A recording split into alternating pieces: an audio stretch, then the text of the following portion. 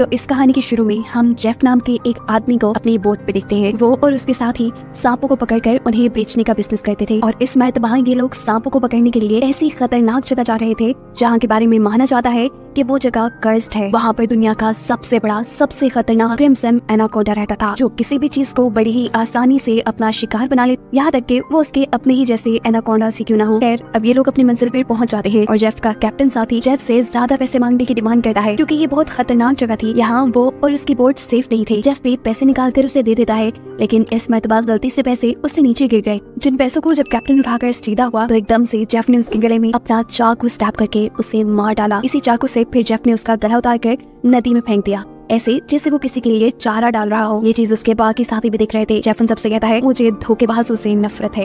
ये लोग आगे बढ़ते हैं और जंगल में इन्हें एक मूर्ति दिखाई देती है, ऐसी मूर्ति जिसके ऊपर बहुत सारे सांप बने हुए थे। और ये देखते हुए जेफ कहता है तो आखिर क्रिम्सन एनाकोंडा की कहानी सच थी। दूसरी तरफ जेफ के साथियों को बहुत सारे सांप मिल जाते हैं, जिन्हें देखकर वो भी बेतहाशा खुश हो चुके थे। जल्दी जल्दी वो इन्हें अपने थैलों में भरना शुरू कर देते हैं। दूसरी तरफ जेफ उस बड़े क्रिम्सन एनाकोंडा की तलाश में अपनी बंदूक लेकर निकल जाता है। इन तीनों में से एक साथी जब सांपों से भरे हुए थैले वापस बोट में रखने आया तो उसने देखा कि दूर उनके कैप्टन साथी की सरकटी लाश पानी में खड़ी थी। उसे अपनी आंखों पे यकीन नहीं आया। अचानक वो लाश दोबारा पानी में डूब गई और तैरते हुए कोई बड़ी सी चीज उसकी तरफ आने लगी। डर के मारे ये आदमी जंगल की तरफ भागता है, लेकिन उसकी कोशिश कामयाब नहीं होती क्योंकि एक बड़ा सा एनाकोंडा अब उसे अपने शिकंजे में लिपटा था। उसके इर्द गिर्द लिपटकर वो उसकी हड्डियां तोड़ते हुए उसे खाने ही वाला था कि अचानक सीन कट होकर हमें ये जंगल में उसके दूसरे साथी को दिखाया जाता है। वो साथी एकदम से कुछ देखकर डर गया। असल में उसने उसी बड़े से एनाकोंडा की बॉडी को रेंगते हुए देख लिया था। जैसे ही वो एनाकोंडा एक दरख्त पे चढ़ा तो उसके पेट को देखकर साफ लग रहा था कि उसने किसी इंसान को निकला हुआ है।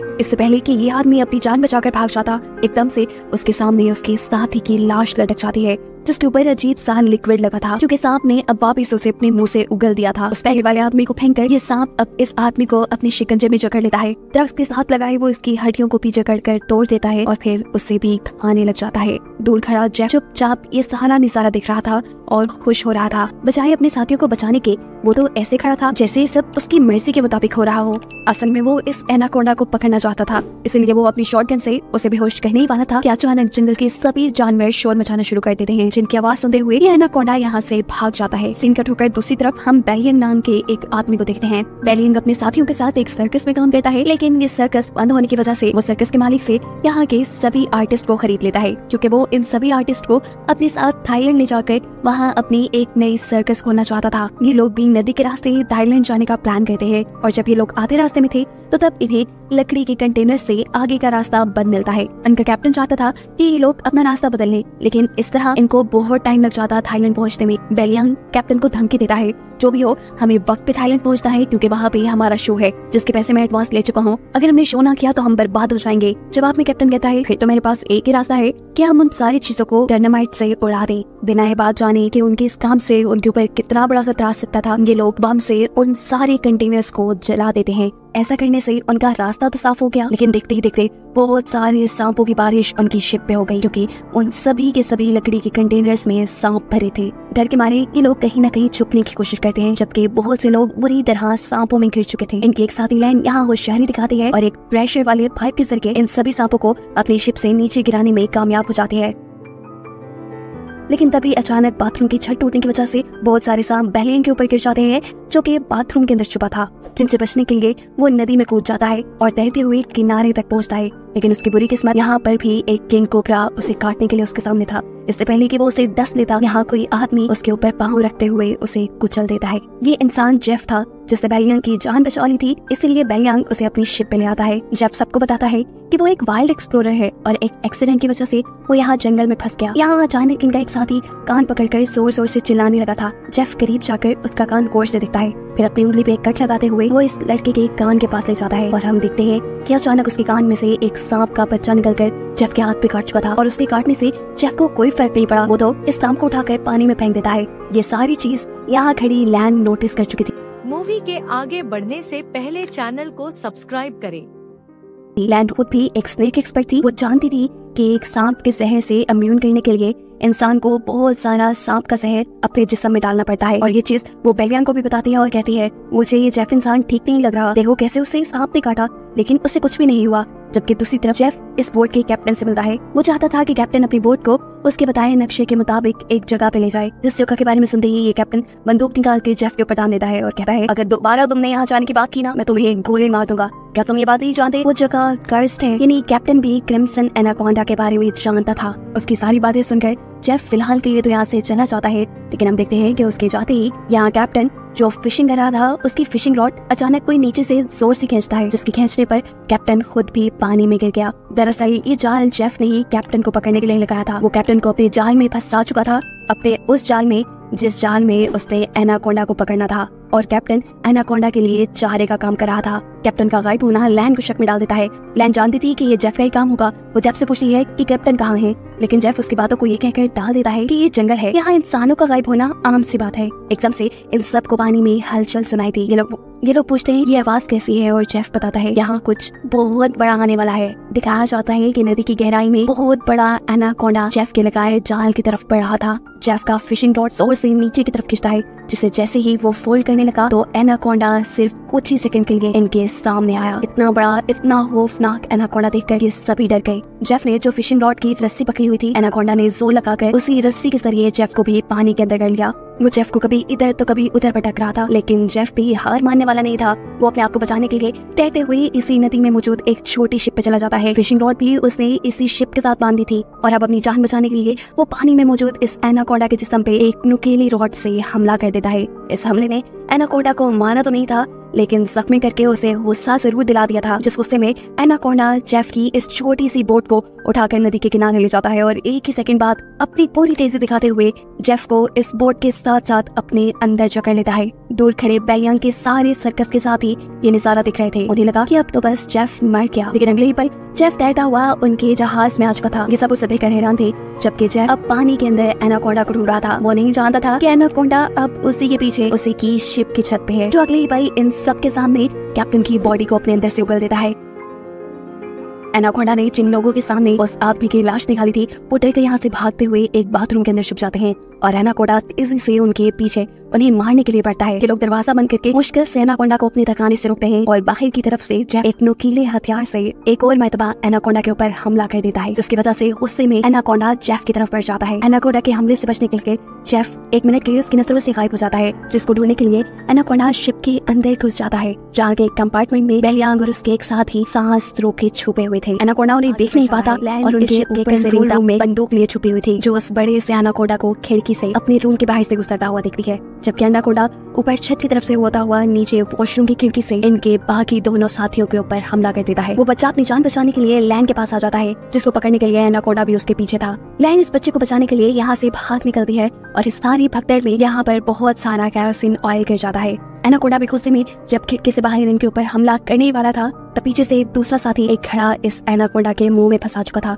इस मटके से अपना मुंह निकालने के लिए एनाकोंडा इस जहाज की छत पे बुरी तरह तड़प चुका था। एनाकोंडा ने मुश्किल से मटका तोड़ के अपना सर बाहर निकाला था कि यहाँ जेफ पीछे से एंट्री करते हुए उसके मुंह को एक रस्सी के फंदे में बांध चुका था। इससे पहले कि वो अपने शिकार गिनी इस एनाकोंडा को पकड़ पाता, नीचे शिप के कंट्रोल रूम में आग लग जाती है, और यह डायनामाइट यानी इनके बॉम्ब्स तक भी पहुंच गई। एक बहुत बड़ा धमाका इस शिप में दिखाया जाता है, जिस धमाके से अपनी जान बचाने के लिए ये सब के सब पानी में छलांग लगा देते हैं, और एनाकोंडा इस सब में मारा जाता है। जहाज को जलता देखकर बेलियांग अब रोने लगा था। उसे ये टेंशन हो गई थी कि ये लोग अब वक्त पे थाईलैंड नहीं पहुंच पाएंगे। उससे में उसका छोटा साथी उससे कहता है, तुम पागल हो क्या? हम उस इतने बड़े एनाकोंडा से बच गए, हमारी जान बच गई, हम जिंदा हैं, ये काफी नहीं तुम्हारे लिए? यहाँ पर लैन समझ चुकी थी कि ये सब कुछ जेफ की वजह से हो रहा था। उसने उनके जहाज को एक शिकंजे के तौर पर इस्तेमाल किया था। वो जेफ से कहती है, अगर तुमने ऐसा ना किया होता तो ये इतना बड़ा खतरा हम पे ना आता। जेफ जवाब में कहता है, तुम लोग जानते भी हो उस एक एनाकोंडा की कीमत क्या है? अगर तुम लोगों ने उसे पकड़ने में मेरा साथ दिया होता ना, तो आज हम सब करोड़पति होते। लालची बेलियांग पैसों का सुनते ही फौरन जेफ की तरफ हो जाता है। उसे तो थाईलैंड जाना भूल ही गया था जैसे। वो जेफ से कहता है, बताएं हम उस एनाकोंडा को पकड़ने के लिए क्या कर सकते हैं? हमें पैसे कैसे मिलेंगे? हमें कहाँ जाना होगा? क्या करना होगा?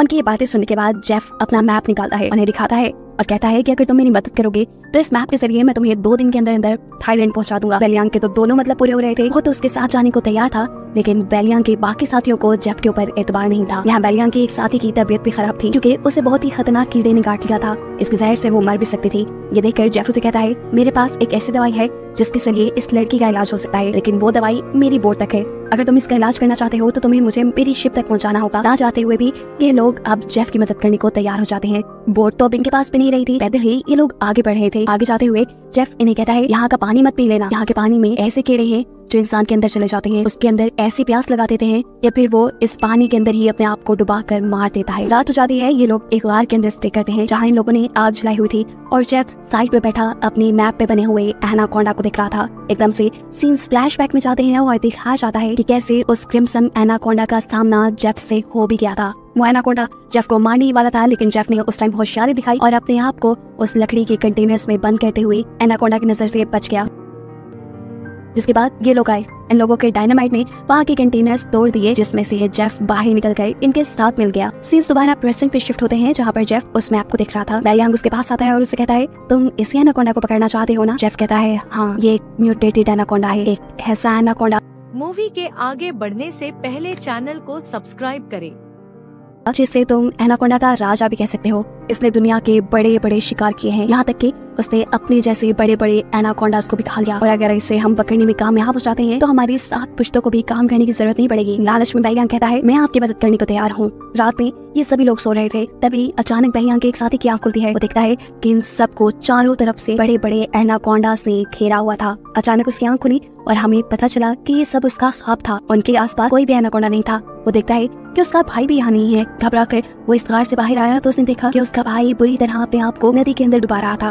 करीब जाकर वो अपने भाई को होश में लाने की कोशिश करता है और देखता है कि उसकी नाक से वही जहरीले कीड़े निकल रहे हैं जिनके बारे में जेफ ने उन्हें बताया था कि ये कीड़े इंसान को प्यास लगा लगा कर मार देते हैं और इन्हीं कीड़ों के सद में उसका भाई भी मारा जाता है। ये लड़का बहुत रोता है, लेकिन अब क्या भी हो सकता था। अगली सुबह ये लोग दोबारा अपने सफर पे निकल जाते हैं। चलते चलते जंगल से एक रास्ता इनके सामने ऐसा आया जहाँ चलने के लिए कोई जगह नहीं थी। इन्हें हर हाल में नदी में उतरना ही पड़ता नदी को पार करने के लिए। कोई भी नदी में उतरने को तैयार नहीं था क्योंकि इन्होंने नदी में बहुत मुश्किलें देख ली थी, लेकिन कोई दूसरा रास्ता भी इनके पास नहीं था। डरते हुए ये लोग नदी में उतर जाते हैं और अचानक एक लड़का पानी की तरफ इशारा करता है क्योंकि इनको एक बड़े से एनाकोंडा ने चारों तरफ से घेर लिया था। इनका एक साथी जिसका भाई रात ही मरा था वो डर के मारे कुछ न कुछ पढ़ने लग गया, लेकिन जो डरता है वही तो मरता है। वो नहीं जानता था कि एनाकोंडा का मुंह उसके पीछे ही है। एकदम से एनाकोंडा उसे पकड़ते हुए बुरी तरह अपने अंदर जकड़ लेता है। उसकी मदद को लैन यहाँ आती तो है, लेकिन ज्यादा कुछ नहीं कर पाती क्योंकि ये एनाकोंडा उसकी हड्डियां तोड़ चुका था। वो उसका दम घोटकर उसे मार देता है और ये सब लोग खड़े खड़े तमाशा देखते रह जाते हैं। एनाकोंडा उस आदमी के मरे हुए जिस्म को लेकर पानी में गायब हो जाता है और ये सब लोग उसे बचने के लिए यहाँ से आगे बढ़ जाते हैं। कुछ देर बाद आखिर ये सब लोग मिलकर जेफ की बोट तक पहुंच जाते हैं,